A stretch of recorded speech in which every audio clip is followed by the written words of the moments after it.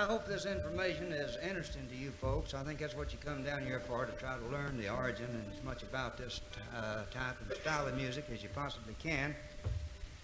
And any information that I can pass on to anybody pertaining to this business, I'm always happy to do so. As I made a career out of it at a very early age, I started professionally when I was 12 years old in the business. And I've been in the business about 25 years. Don't nobody go to Haddon out there either.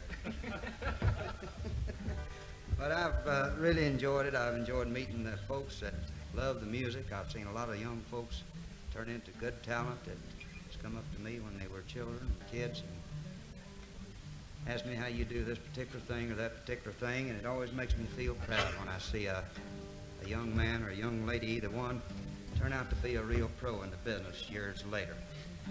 Kind of makes you proud of them.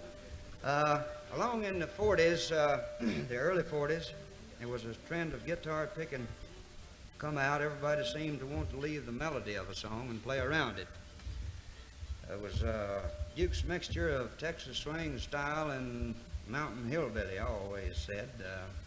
The first particular record I ever noticed of this was Jack Guthrie.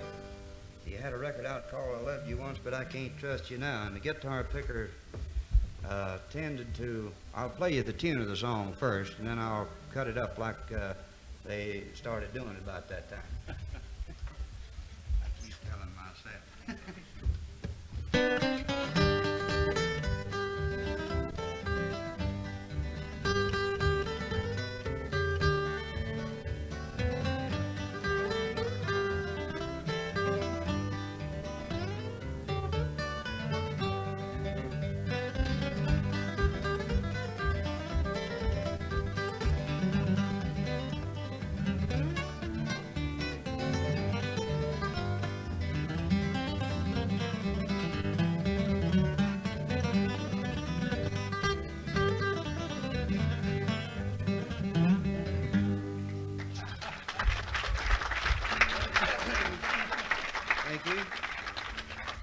Then shortly after that come the modern trend of the boogie. Most of you here, I say most of you, I say a lot of you, remembers the boogie.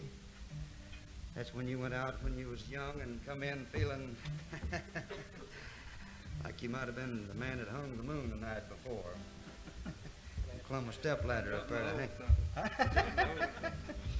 Here's a little bit of the boogie they used to play in the 40s. This is the 60s already, ain't it? All right, now ready.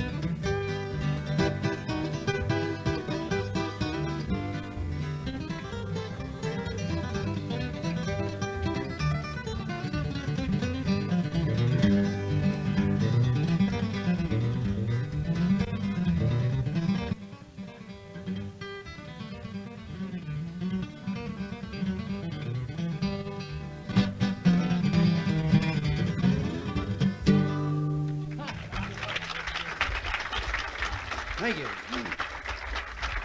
In 1946, a young man come to me in Spartanburg, South Carolina.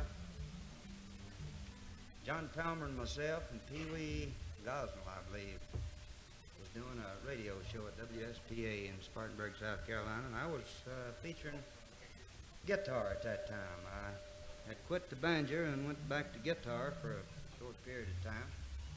This young man come up to me one evening in the studio and said that he would like to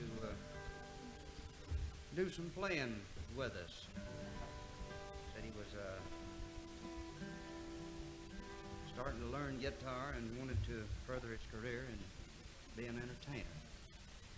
And we tried the young man out, and he played pretty fair guitar at that time. He was 14 years old. Later on, this young man became known as Hank Sugarfoot Garland. And this is about the way we worked the guitar at that time. This is 1946.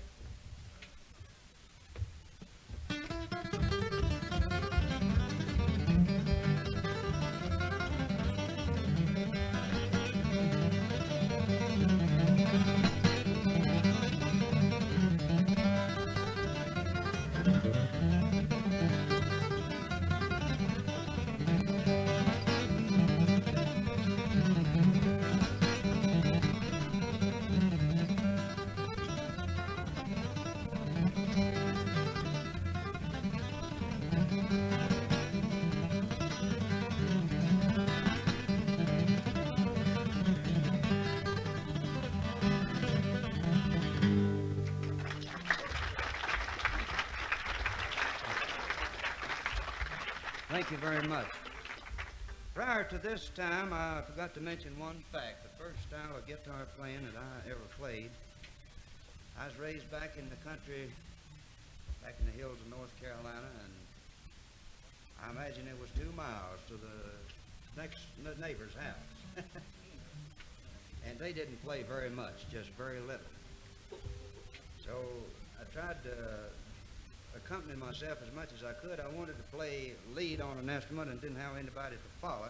So there was one style of guitar playing that I used to pattern back in. It kind of gave you a little more body when you would sing in a high voice. I would back then, and then play a verse on the guitar.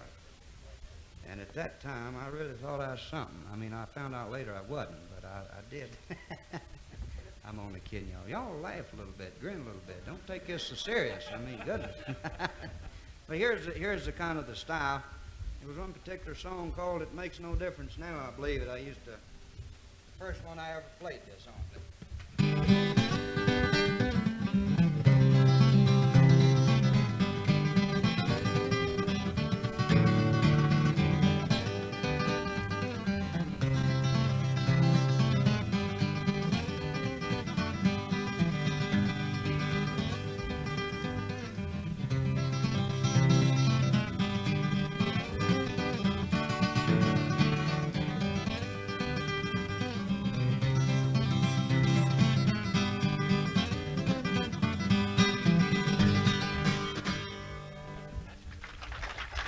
Thank you.